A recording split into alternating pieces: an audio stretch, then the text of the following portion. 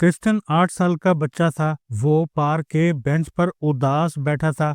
उसके चेहरे पर परेशानी, खौफ और डिप्रेशन था। वो इवनिंग वॉक का वक्त था।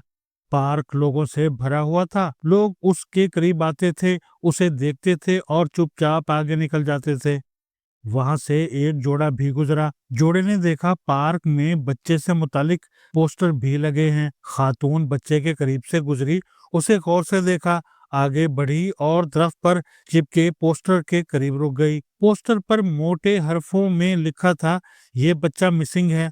इसके नीचे बच्चे की उम्र, कद काठ, वजन, चेहरे का रंग और नाम लिखा था और तस्वीर भी। खातून ने गौर से पोस्टर पढ़ा। वो दोबारा बच्चे के पास आई, उसे भी गौर से देखा और जब उसे यकीन हो गया ये वही बच्चा है तो फिर उसने कंधे उचकाए और आगे रवाना हो गई। उसने भी पोस्टर पर लिखे फोन नंबर पर राब्ते की कोशिश नहीं की। वो बच्चा 2 घंटे बेंच पर बैठा रहा, लेकिन किसी ने उस पर तवज्जो दी और ना ही पोस्टर पर लिखे नंबर पर फोन किया।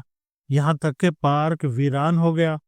ये क्रिस्टन कौन था और इसके साथ क्या हुआ, ये एक दिलचस्प कहानी है। क्रिस्टन चाइल्ड डॉक्टर था और यूनिवर्सिटी ऑफ रोम के नफ्सियाती शोबे के समाजी तजर्बे का हिस्सा था। यूनिवर्सिटी महसूस कर रही थी लोगों के अंदर गैर जिम्मेदारी बढ़ रही है। ये दाएं बाएं नहीं देखते और दूसरों की मदद नहीं करते। चुनाचे उन्होंने रोम के सेंट्रल पार्क में एक तजर्बे का फैसला किया। यूनिवर्सिटी ने पार्क की दरमियानी राहदारी के किनारे बेंच पर क्रिस्टन को बिठा दिया और पूरे पार्क में इसकी गुमशुदगी के 50 पोस्टर लगा दिए। क्रिस्टन के दाएं बाएं मौजूद दरख्तों पर भी पोस्टर चिपका दिए गए और टीम कैमरे लगाकर दूर खड़ी हो गई। पार्क बड़ा और खूबसूरत था और वहां आने वाले लोग भी पढ़े लिखे और कामयाब थे। तजर्बे के 2 घंटों में 100 लोग बच्चे के करीब से गुजरे। ज्यादातर लोगों ने इसे देखा भी, आधे से ज्यादा लोगों ने पोस्टर भी पढ़े और 4-5 लोगों ने बच्चे की शनाख्त भी कर ली, लेकिन इसके बावजूद किसी ने बच्चे की मदद नहीं की। यहाँ तक के पार्क में अंधेरा हो गया और बच्चा इस पार्क में अकेला रह गया।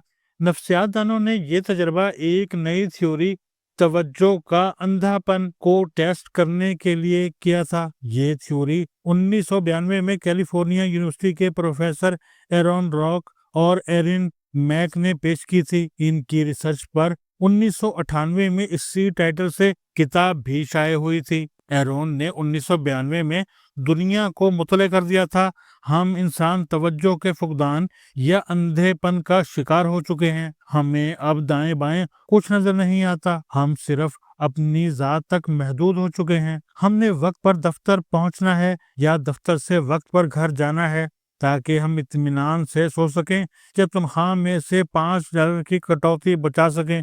लिहाजा अगर रास्ते में कोई एक्सीडेंट हो गया या 10-20 लोग जख्मी हालत में सड़क पर पड़े हैं, हमें वो नजर ही नहीं आते और अगर आ जाएं तो हम इन पर तवज्जो नहीं देते। हम बर्गर खरीदते वक्त या खाते वक्त भी भूल जाते हैं हम जिस इमारत में बैठे हैं इसमें आग बुझाने का सिलेंडर मौजूद नहीं, और अगर आग लग गई तो हमारे समेत पूरी इमारत जलकर राख हो जाएगी। या स्कूल के वक्त कोई बच्चा कंधे पर बैग लटकाकर गली में आवारा घूम रहा है, या हम गलत सड़क पर मुड़ गए हैं और हमारी वजह से बहुत से लोगों को तकलीफ हो रही है, हम ये देख ही नहीं पाते। एरोन ने ये थ्योरी मोबाइल फोन और सोशल मीडिया की आमद से बरसों कबल 1992 में दी और 1995 में फौत हो गया। इसके बाद मोबाइल फोन और सोशल मीडिया का तूफान आ गया, जिसके बाद इंसानों में तवज्जो का अंधापन बढ़ता चला गया। चुनाचे अब मुख्तलिफ औकात में मुख्तलिफ मुल्कों में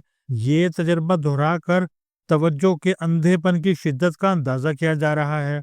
क्रिस्टन का तजर्बा 2016 में रोम में किया गया, जिसके बाद ये डिक्लेयर कर दिया गया रोम के 100% शहरी तवज्जो के अंधेपन का शिकार हैं।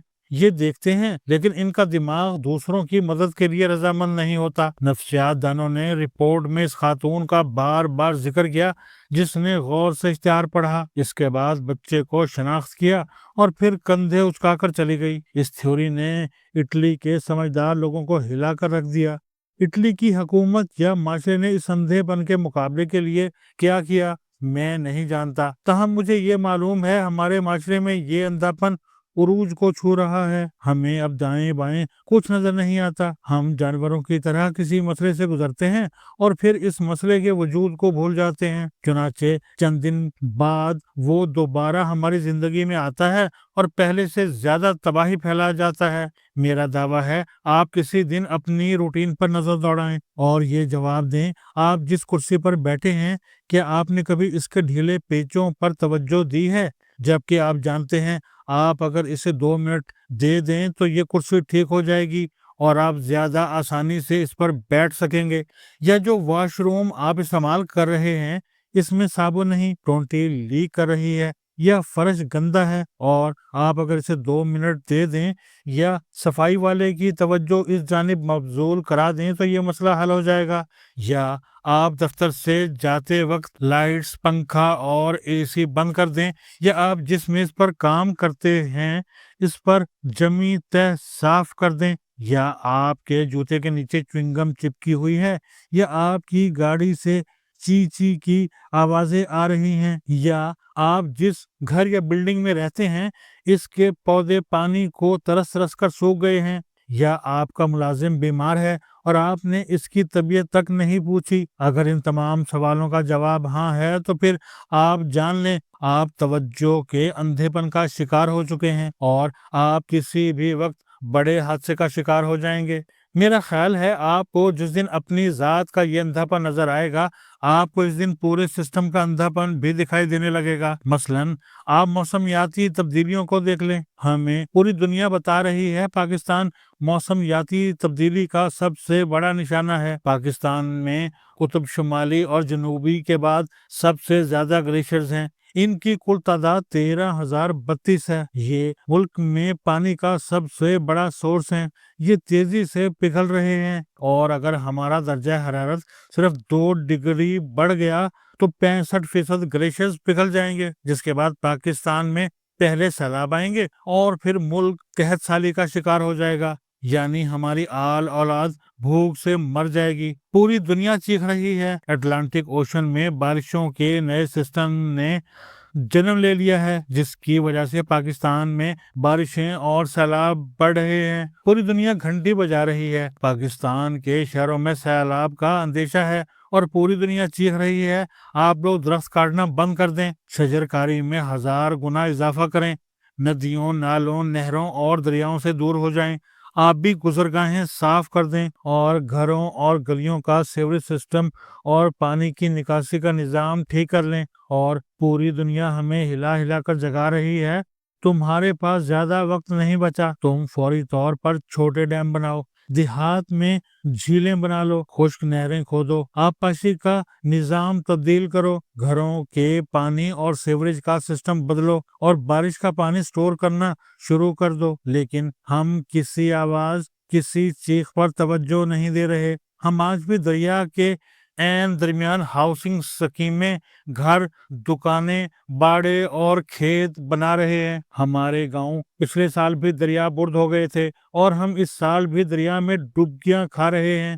آپ اس کو بھی چھوڑ دیجئے، ہم جب 2-4 سال پہلے ڈوبے تھے تو ہمیں پتہ چل گیا تھا سیلاب میں خشک راشن، صاف پانی، آگ اور کپڑے اہم ہوتے ہیں، لہٰذا ہم کچھ نہ کرتے، ہم کم از کم مانسون سے پہلے اپنی چھت پر چھوٹا سا چولہا ہی بنا لیتے، خشک راشن اور کپڑے ہی رکھ لیتے اور پانی فلٹر کرنے کا سستا سا سسٹم ہی بنا لیتے۔ لیکن آپ دیکھ لیں کسی بھی سیلاب زدہ علاقے میں کسی نے یہ بندوبست نہیں کیا۔ حکومت بھی پے در پے سیلابوں کے بعد جان چکی ہے سیلاب میں کشتی اہم ترین ٹول ہوتا ہے، لیکن مجال ہے کسی دریائی ضلع یا تحصیل میں حکومت نے کشتیوں یا ٹینٹ کا بندوبست کیا ہو یا لوگوں کو تربیت دی ہو، لہٰذا پورا ملک اس وقت پانی میں بیٹھ کر وفاق اور اقوام متحدہ کی طرف دیکھ رہا ہے، اور مجھے یقین ہے اگلے سال بھی ہم اسی طرح چھتوں پر بیٹھ کر حکومت کو کوس رہے ہوں گے۔ آپ ہمارا کمال دیکھیں، ہم 7 ماہ پانی کی کمی کا شکار ہوتے ہیں، ہم پینے کے پانی سے لے کر